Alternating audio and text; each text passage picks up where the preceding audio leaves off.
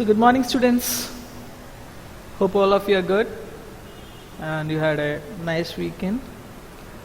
So I want all of you to please take out your India People and Economy textbook.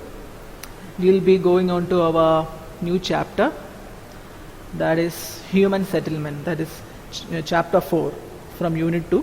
All of you please take your textbooks, okay?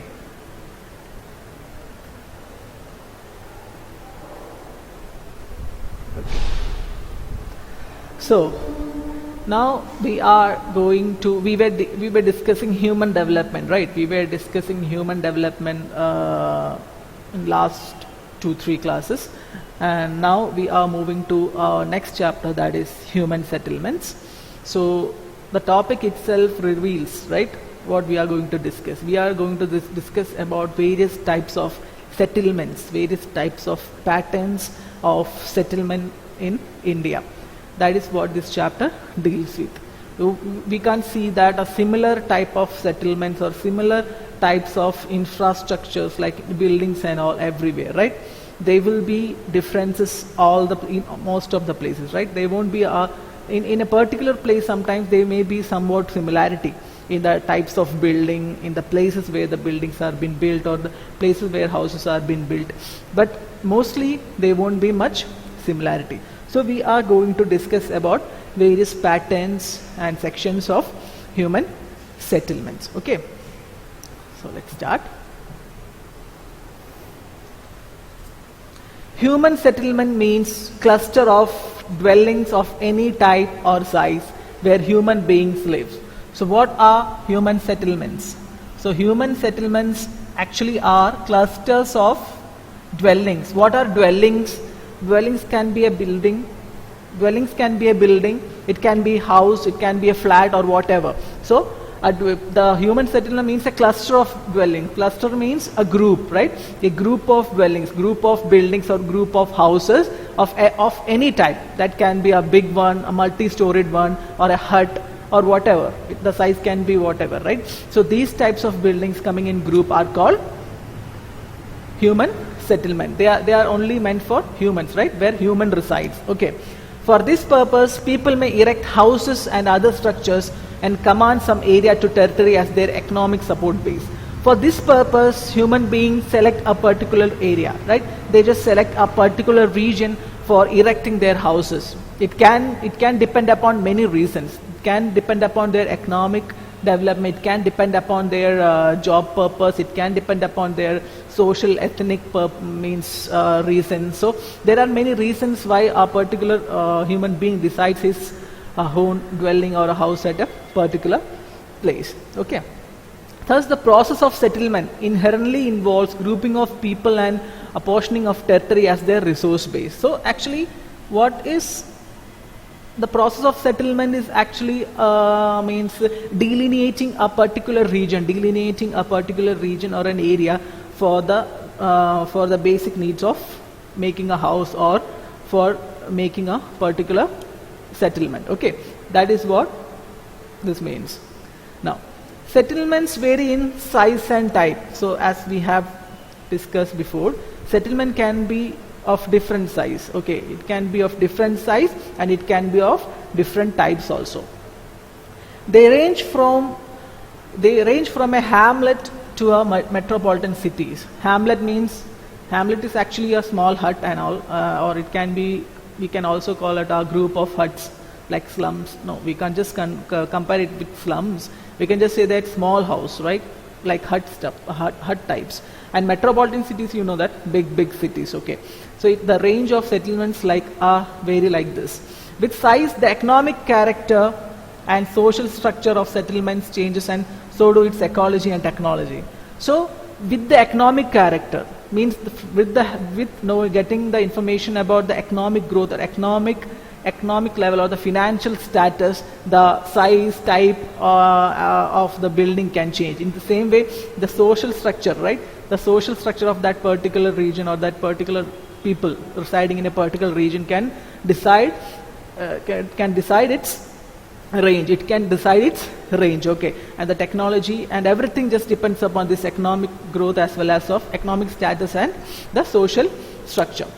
Settlements could be small and sparsely spaced. So settlements can be small, it can be sparsely spaced. Okay. In the same way, they may also be large and closely spaced. So it can be large and also it can be closely spaced. So settlements can be very much small and sparsely spaced. Okay. So it can be spaced within a particular distance, or particular distance of space would be there. In the same way, there would be a large buildings or large settlements which can be very much closely, which will be very much compact. Okay.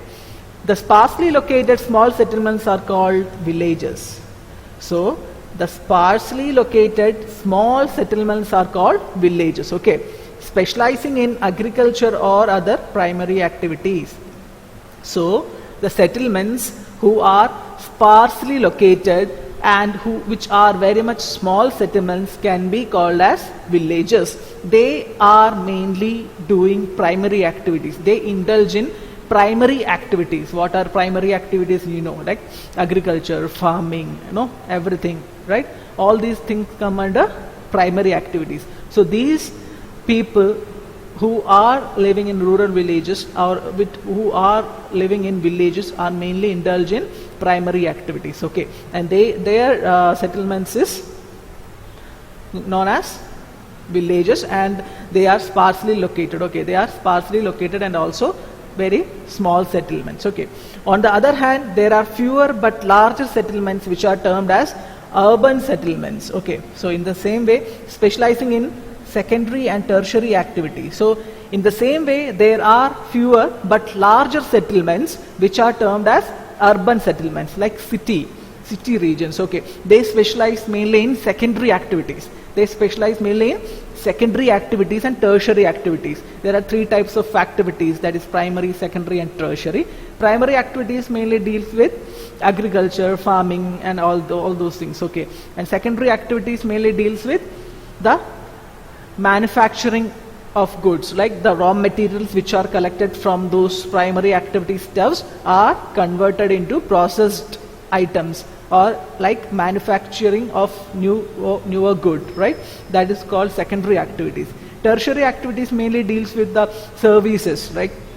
Lots of services are there which we are just attaining, lots of hospitals, recreation centers, right? All these things.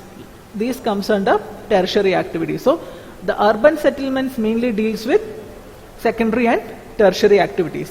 The basic differences between rural and urban settlements are, so now we are going to discuss about the basic differences between rural and urban settlements. The rural settlements derive their life support or basic economic needs from land-based primary economic activities, whereas urban settlements depend on processing of raw materials and manufacturing of finished goods on the one hand and a variety of services on the other. So the basic difference between rural settlement and urban settlement, that is in the case of mode of activities they are practicing. The case of mode of activities they are practicing, the people who are, or the rural settlements mainly indulge in, as we have discussed, in primary economic activities like agriculture, farming and all, right? And the urban settlements are mainly dealing with those secondary activities which include processing of raw materials, manufacturing of finished goods and providing many services, right? These things, variety of services. So this is the main difference between rural and urban settlement. Okay, based on the activities they do, based on their activity. Okay. Cities act as nodes of economic growth, provide goods and services not only to urban dwellers but also to the people of the rural settlement in their hinterlands in return for food and raw materials. So the cities act as economic growth region, right? They provide the goods. The raw materials which are being received are being converted into manufactured goods or products or processed goods, and these things are then provided back to those rural areas. Okay, those rural areas, and in return for the food, in return of the food and the raw materials which we are getting from these rural areas, and also to the hinterlands. You know, hinterlands means, actually there are two meanings for hinterlands. In the sense of geography, hinterland can be a small land or a region which lies behind a shore or coastline. That is what is actually the definition of hinterlands. But here we are dealing with human geography, right? So in the case of human geography, we can just say that this is not a region which is just lying near to or behind a shoreline or a coastline. Actually, this is the core part of the city where the economic growth, like it's the center part of the city where these products and everything is being manufactured. So we can just consider hinterlands as that. So this functional relationship between urban and rural settlements takes place through transport and communication network. Okay, so this is the main thing, right? We have discussed that the cities or the urban settlements are receiving foods and raw materials from the rural areas. In the same way, they are providing these goods and services to the rural area. So the link between these two settlements is with the help of transport and communication network. Okay, now rural and urban settlements differ in terms of social relationship. So rural and urban settlements differ in the social relationships also. Attitude and outlook. Social relationship in the sense attitude and outlook. That is, social relationship is also there. In the same way, attitude and outlook is also there.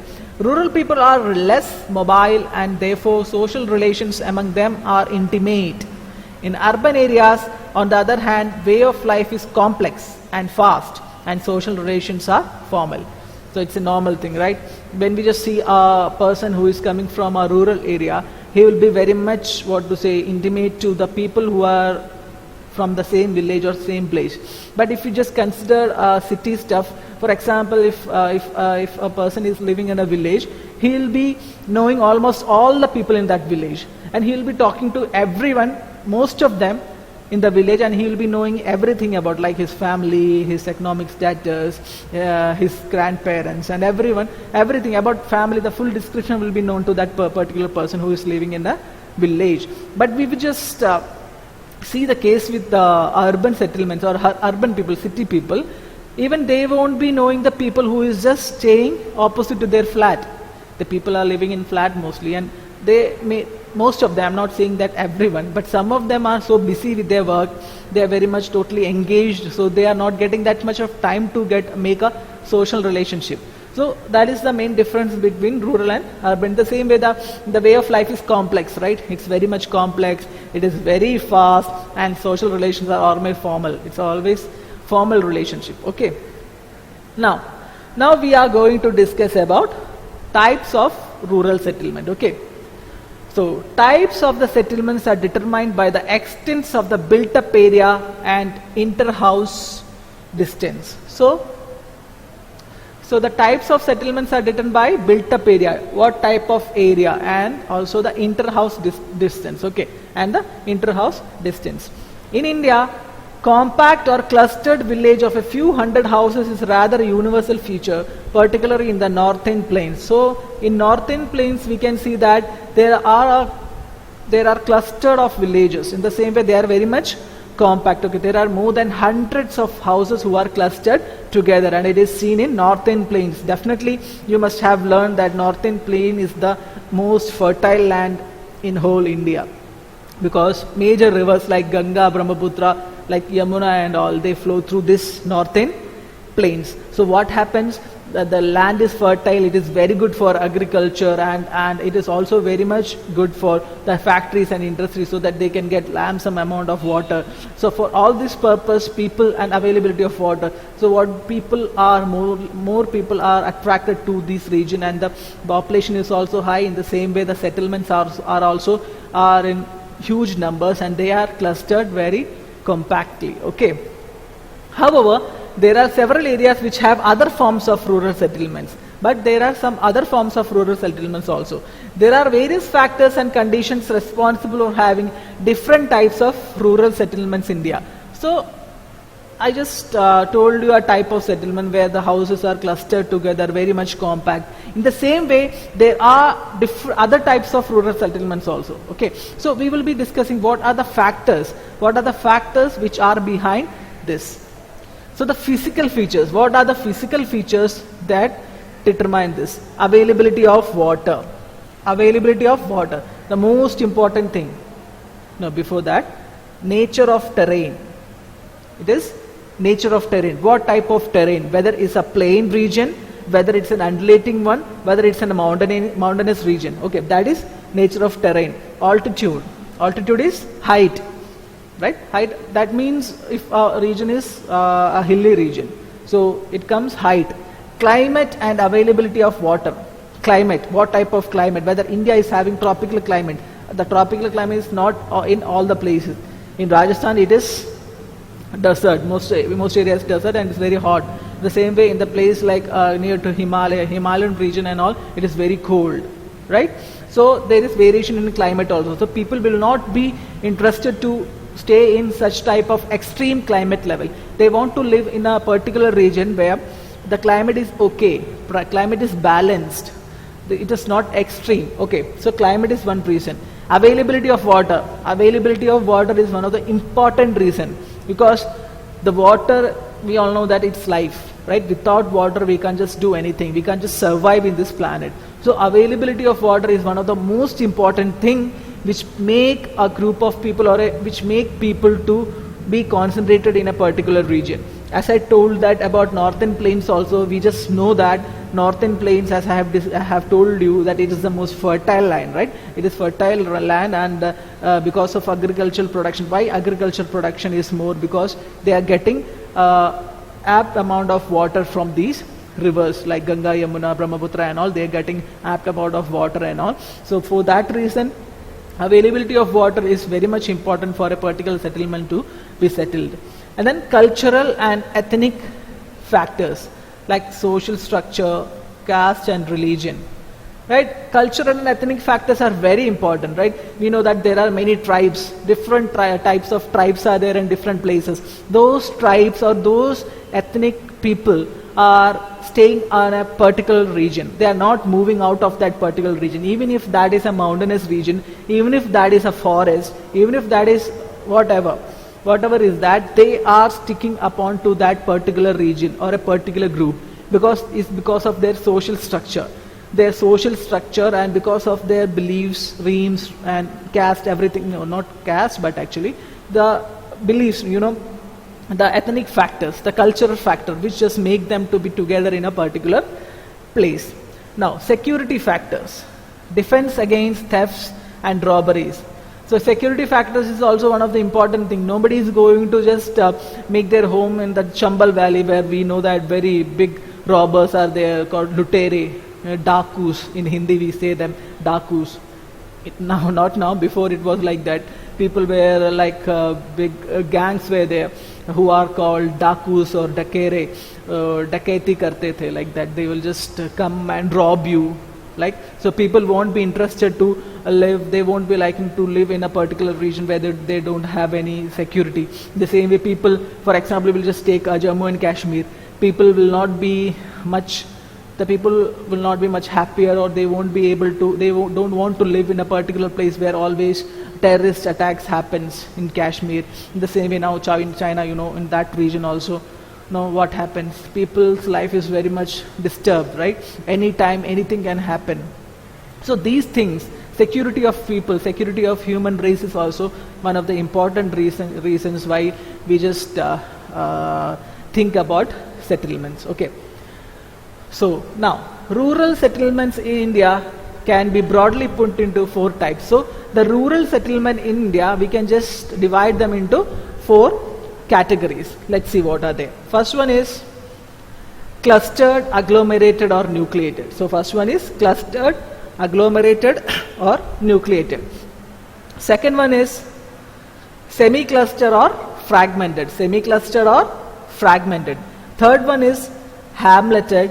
Fourth one is dispersed or isolated. So the rural settlements in India can be divided into 4 different groups. They are clustered or nucleated, or agglomerated, and they can also be semi-clustered or fragmented, they can be hamleted, they can also be dispersed or isolated. So now we are going to discuss all these 4 types of settlements which we see in India. The first one is clustered settlements. So first we will discuss about clustered settlements. The clustered rural settlements is a compact or closely built up area of houses. So what is clustered rural settlements? As the name itself suggests, it's a closely built area. It's a closely built area of houses. Okay, it's a closely built area of houses. In this type of village, the general living area is distinct and separated from the surrounding farms, barns and pastures.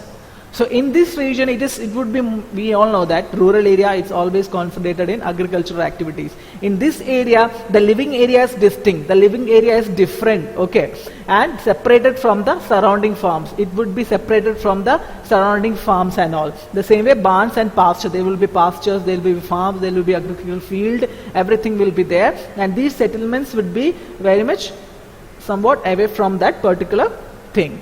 The closely built up area and its intervening streets present some recognizable pattern. In the same way, these settlements have a particular pattern, okay. They have a particular pattern or geometric shape, or there will be a geometric shape such as rectangular, radial, linear.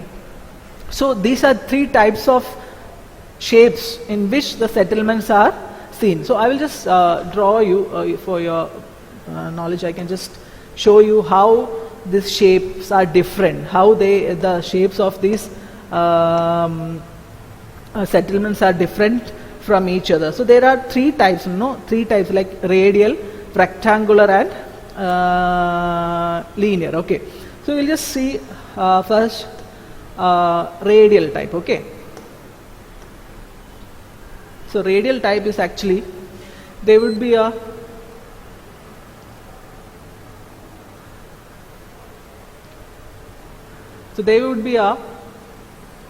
center. Okay, this is the center point. Okay, this is just an example. Okay, this would be a center point. Okay, and here this is road, this is also road, this is also road, and the houses would be surrounding, or it would be lying in these places. Okay, these are the settlements.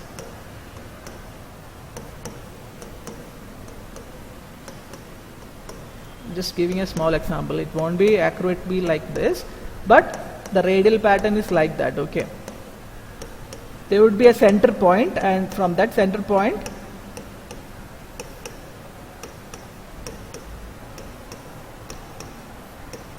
so these are small houses or small huts. So we can just say that this is radial, this is called radial pattern. Okay, this is radial pattern. Now we'll just see what our rectangular pattern look like. Okay, for rectangular pattern, it is like a, for example, this is a region. So this is also road. Just consider this as road. So houses will be in rectangular shape, or we can just say that, say,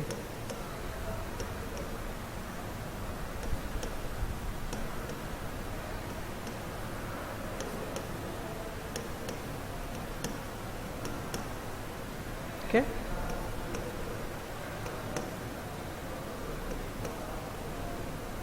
It's just an example. Okay, so you can just get an idea. Actually, you can just consider this as an rectangular shape of settlements. Okay,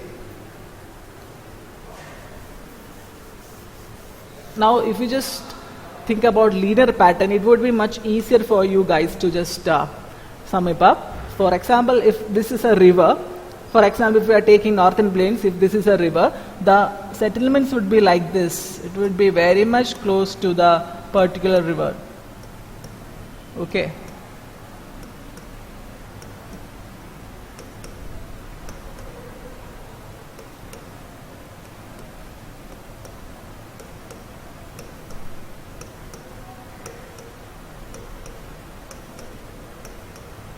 Okay, this is linear pattern. Okay, this is linear pattern. Okay, this is linear pattern. Okay,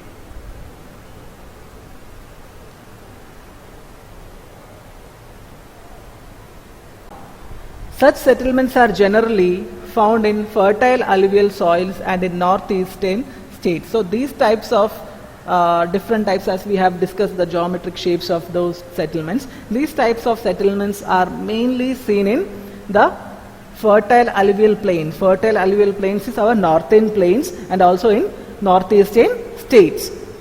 Sometimes people live in compact villages for security or different reasons. So sometimes people live in a compact, or they live very much close to each other for the reasons of security or defense, such as in the Bundelkhand region of central India and in Nagaland. Actually, Bundelkhand region is a region which comprises of some villages of Madhya Pradesh as well as Uttar Pradesh. And talking about security or different reason, we can just say that it's not about any types of defense purpose. The problem with Bundelkhand region is that the region is very much affected by droughts.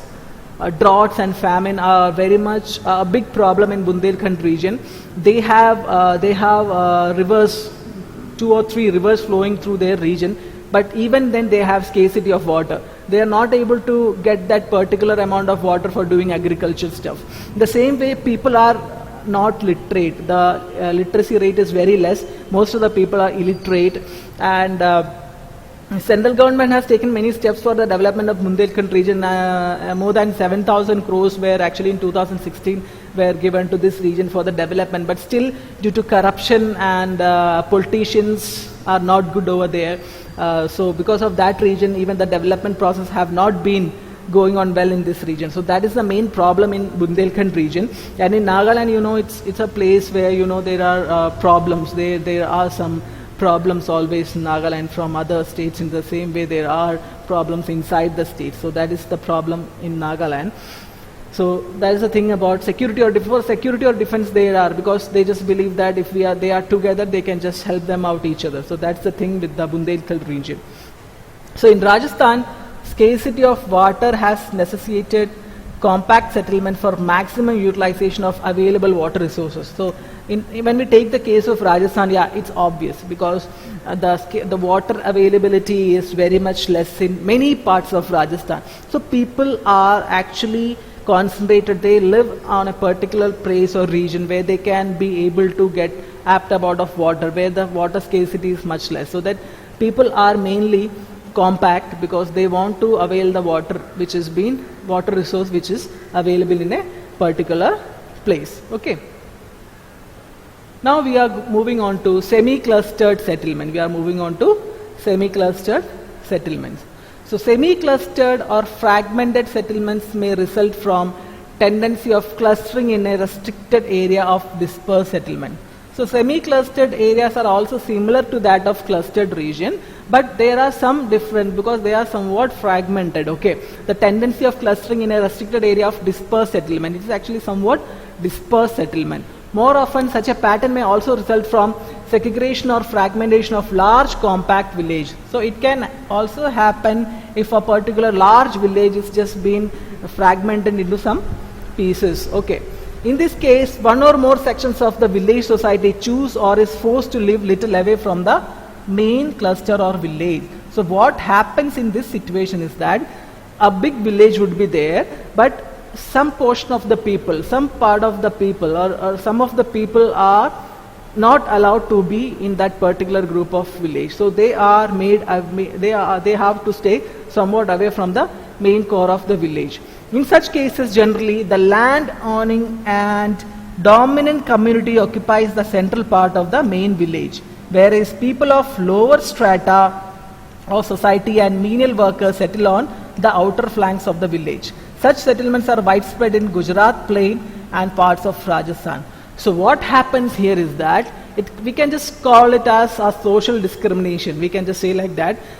The people who are very much stable, like who are financially stable, who are landlords, or who are having the power over there in a particular village, those people and their people are allowed to be the part of the core part of that village, and the people who are in the lower strata means the people like laborers, okay, and the laborers and the menial workers, okay, or we can just even say that the people in India, we know that people discriminate on the base of their caste and all. So people who are in the lower caste and all, those people are made to live particularly somewhat away from that particular core of that particular village, and it is seen in Gujarat plain and also in parts of Rajasthan. I can just show you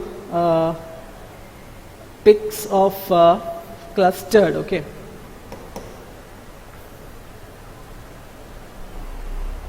You can just see that. We can just consider this as clustered settlement. You can see that. Very much compact, and it is very much clustered, like clustered together and compact. This can be called as clustered. Yeah, this is semi-clustered. I don't think that the quality is not good, but this is semi-clustered, somewhat like semi-clustered, okay.